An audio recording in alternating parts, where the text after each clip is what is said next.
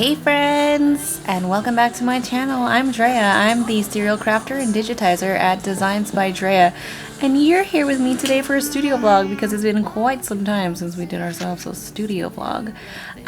We are now in the month of July, and I'm currently trying to figure out what is going to be my video or design schedule for this month. So first thing I like to do is I have this huge, it's like a desk size calendar that I keep all of my stuff on. I make my own little stickers, so cool, on my Cricut, and I'm gonna go ahead and start planning out July. I have to plan out the freebie for this month, for July's Felty Friends freebie. I marked down the day it's gonna come out. A video is gonna come out with it too, so I'm gonna make sure I got that scheduled out. And then also all the other subsequent videos I'm gonna do this month. I'm trying to get a little more organized, but that's the plan. And then also what designs I need to come out. July is super important because it's the anniversary of Alice in Wonderland, and I have a huge collection that I've literally been working on for what feels like the longest time. So for today, what am I gonna do? Get my life together, which means get my calendar together, get my scheduling together, and I actually have to work on prepping all of the files that I have for all the Alice in Wonderland collection. I mean, it's gotten pretty crazy to the point where I couldn't stop adding file ideas to this whole thing. Okay, so it grew. This collection started off very small on an idea of like, oh my god, I like Alice in Wonderland, and that there was going to be a collection. And yeah, I couldn't stop myself. That's what happened. It went from literally like a handful of designs to now this is what it looks like. I don't know if you can see. Yeah, I'm going to have to bundle it in different options, so I had to do that. So like, for instance, there's going to be like the ultimate Alice collection, which will be every single thing that I digitized for Alice in Wonderland, and that's going to be just like the collection where you get every single thing. And there's going to be break-offs because not everyone's going to like every single thing except for me, because you know I designed it. Like for instance, there's going to be just birds, which you don't know about the birds if you're not following me on the social medias. And of course, Drea's Felty Friends group got to know about all the designs first, and they actually have been knowing about all the things I've been adding to the Alice in Wonderland collection because they're in an exclusive group on Facebook. So if you want to be a part of that group, I also take suggestions on that group. I don't have any room for customs. I do get that question a lot, but I do have room for suggestions, and I do have a post that's pinned in my group for all the suggestions that you guys have. You can leave all your suggestions there for Felties you'd like to see in the future, and I write them down based on if it's something that I feel goes with the vibe of the shop and can I do it, because sometimes I'm like, I don't even know how to do that, or I'm like, oh, that's really hard, I don't know if that's gonna be a fit. So suggestions go there. So let's get into it because we need to go ahead and start on our calendar.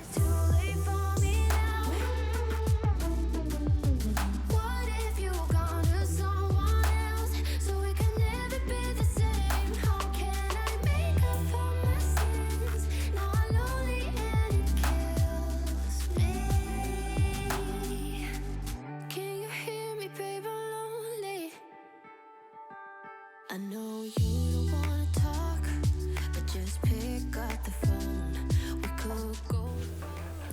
So, yeah, put my calendar together. So today is the first. I thought today was Wednesday. My calendar is officially a day off. I'm a day ahead of schedule, I guess, or behind now, because according to my calendar, it's the 2nd. So, yes, I'm gonna do that all over again. Oh boy, it's already being a rough July, if you know what I mean. Pretty rough. Anybody else do this? I like barely know what day of the week it is, much less what the date is. Like, I'm pretty sure I'm in 2021, but like other than that, it's kind of just gray, foggy. I have no idea.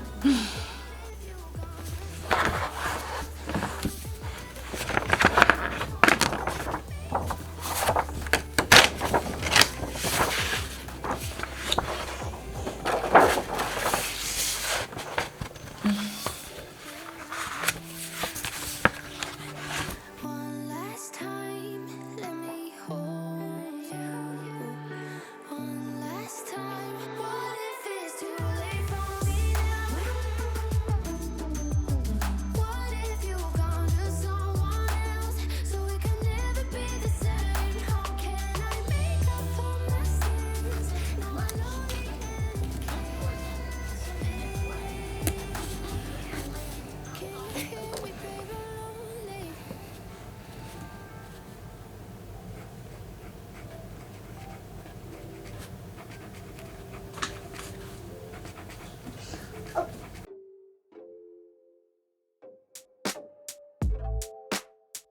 baby, I'm not mad at all.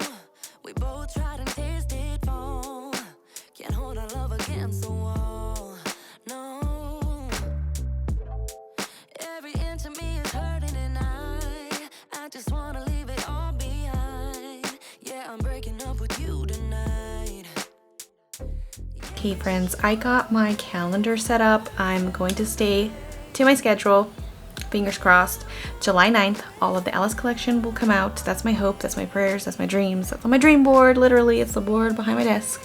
I'm really hoping to stick to this timeline because unfortunately lately I've had a really hard time sticking to timelines, as in 2021 I've just had a really hard time. Mainly because during the whole panini, if you will, right before the panini was made and created and we all had to stay home and eat paninis, I was actually in the middle of getting help for a really chronic back problem that I have. I have a spinal issue. Prior to having kids, I did have a curvature in my spine. Like I would hear it every time you go to the get your like yearly physical before high school and stuff. They'd be like, oh, it's slightly, but it's like not like a big deal, you know, kind of thing. Okay, so I've like known about this slight issue through like all my childhood. Every time I went to the pediatrician, didn't really think much of it. I heard it as an adult when I would go get for like a yearly physical. Again, didn't think it was like a big deal. And then I had 3 kids. Now big deal. The first time I had an epidural, they were like, yeah, it was a little hard, but like wasn't a big deal. You have a slight curve, and I'm like, yeah, cool. Like everybody keeps telling me that. Cool. That's, you know, interesting, whatever. And then this last pregnancy that I had 2 years ago, when I went in for my epidural and he was like threading the catheter or whatever into my spine, literally felt like I was being electrocuted because he was bumping something else. Like instead of going straight down, I'm guessing because there was a curve, he went straight down and it was like, it was hitting something. Literally, I've never been electrocuted, but I'm pretty sure that's what it feels like. I have never felt that pain in my entire life, and it only felt electrical. That's all I can explain. Electrical. And happened quite a few times. It took him like a half an hour and he kept hitting something, and it's funny now, but it wasn't at the time because I was literally crying. He would tell me, you really need to hold, you know, the position so I can do it. And I'm like, dude, you just electrocuted me. I don't know how I'm not supposed to react to like being electrocuted, but sure. So anyways, side note. So because of that, it seems that whatever was going on throughout my childhood and all the inklings that we all had, something has gone awry, because that curve now, if you run your finger down my spine, like you can feel it now. It's not just something that they're like, oh, it's a little thing here. It's there. All right. She has arrived. There is a curvature in this spinal earth that I am carrying. Unfortunately, it is directly behind like where my baby oven was. So I think a combination of all the pregnancies has really exacerbated the problem. It feels like all the weight of carrying a baby, it really pulled on my spine, and I don't think I had a good support in the front because, I mean, it was a baby, and I gained a lot of weight with all my babies. I was told I had like a lot of water, and I definitely gained a lot, and so like carrying around a lot of weight for 9 months was painful. I have 3 kids, 6 and under, so they were relatively close together, these pregnancies. Also probably didn't help because I don't think my abs, according to what the doctors say, never really recovered, and they probably can't even high-five each other at this point. And so I have no frontal support from my own abdomens, and my back is kind of all whacked out. So because of that, I don't know when, but it always happens. I find it more and more since I couldn't get any treatment during the panini. I'm finally able, now that everything's opened up, to go back and finally get an MRI to see what's really going on, or if it's gotten any worse, and then to finally get treatment, which really scares me because I don't want I don't want a surgery. Like, I'm really afraid of that. I'm really afraid of being not able to walk. Like now I have days where like it's really hard to walk and it's very painful. Sometimes it's painful just to exist. Believe it or not, you use your back for a lot of things: sitting, walking, living, existing. And so I get a lot of electrical pains now. Sometimes it feels like I'm having back labor, which I'm not in labor, guys. Okay, I'm not pregnant. It's not possible. But it feels like that, and it's really painful. And sometimes Oh god, yeah, I'm totally regretting sharing this, but I feel like we all have to be honest because our lives are not these perfect Instagram filtered situations. Like, this is real life. I'm a real person. I have real problems, and this is kind of what happens. It's unfortunate. I would love to work, but unfortunately my body tells me no. And I do have days or a day or days where I cannot move, or it's really hard to move, and I spend a lot of time in bed. Like, it took me 3 days to get up to this video, like to get up to being able to walk around and make this video for you. And I didn't anticipate it. Sometimes it's 1 day and I'm good the next day, and sometimes it's 3 days. I never know. I really don't know. So yeah, I'm hoping to stick to this timeline. Like I said, I spend a lot of time like, I don't want to call it bedridden, but like immobile, that's probably best, immobile. And when I do that, I spend a lot of time on my computer. That's why I digitize a lot. Which is funny because you're like, you don't have a lot of new files. You're right, because I have to test them and then get them ready for you. But no, there's literally a backlog of stuff to be tested that I just have sitting there because I spent so much time just unable to move.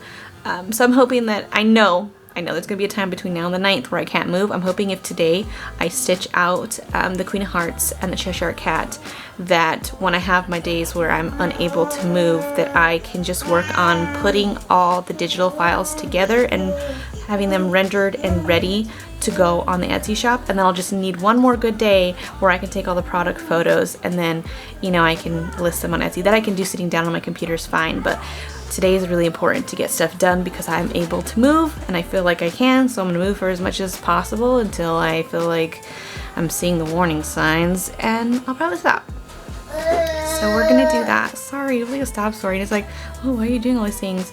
Well, I have like this shop and 3 other shops that I run. This is my income. I have things to pay for, guys. Like, I do stay home with my kids because it is significantly more reasonably priced for me to stay home with them, even though I have 2 degrees, which I have student loans also to pay for those 2 degrees.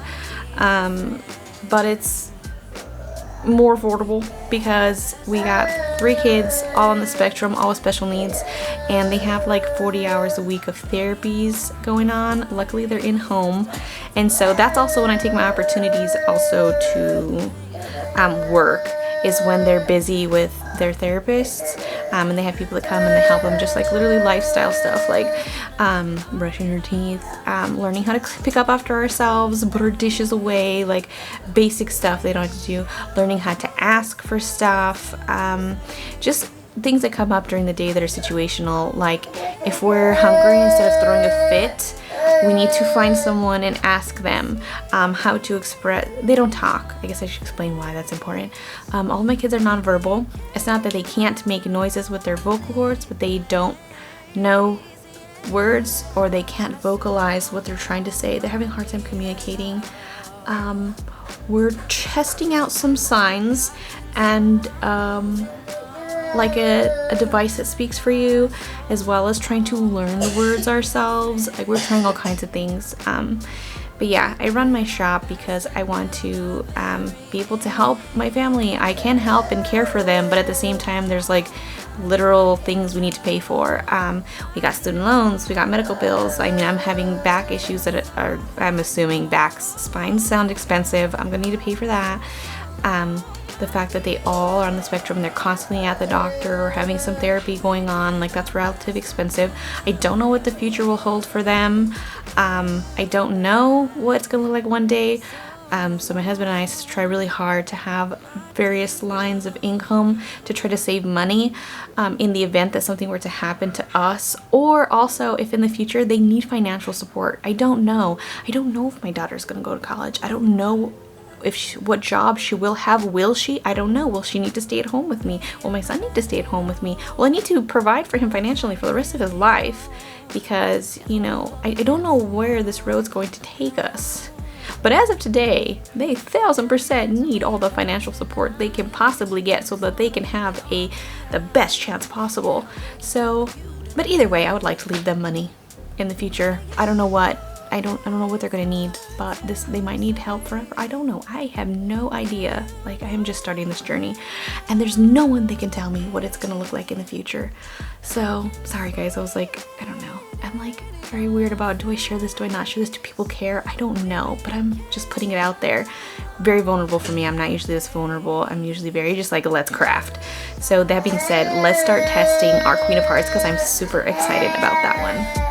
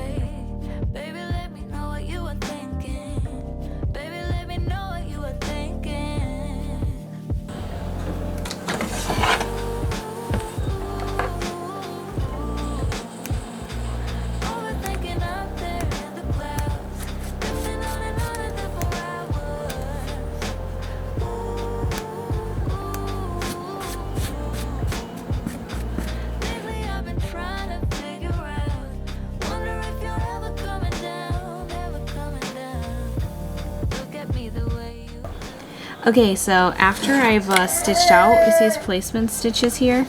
In order to find the perfect rectangle to cover, and I like to save as much as possible because, you know, I do gotta pay for these supplies. It's a business here.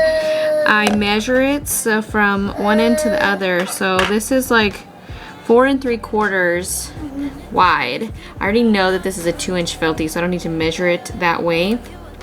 So I'm just going to add 1 inch to all the sides, and that's how I'm going to get the perfect little sliver for what I need. So I'm going to do 3 inches by 5 3/4 of an inch. And I'm choosing to use this color, I decided. I don't know, I was really unsure.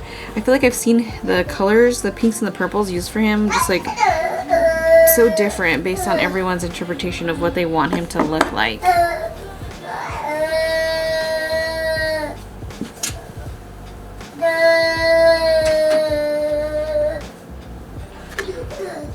I got my handy pop socket ruler over here. I invented this, okay? I have yet to see anyone use pop socket rulers, just me. Alright, so yeah, this is already 3 inches, so I just need to go down to, I just need it to be at 5 3/4. And I already have a 3-inch wide ruler, so it's going to be my rectangle.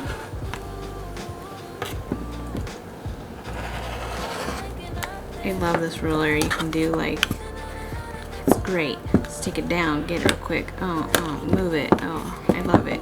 Just get a pop socket and stick it on your ruler, guys. Game changer. Okay, now we have the perfect piece. Cut matching size back piece. Doesn't matter what the color is. I'll just pick a random one. Literally just have like a bag of scrap pieces. And I'll just get one that fits.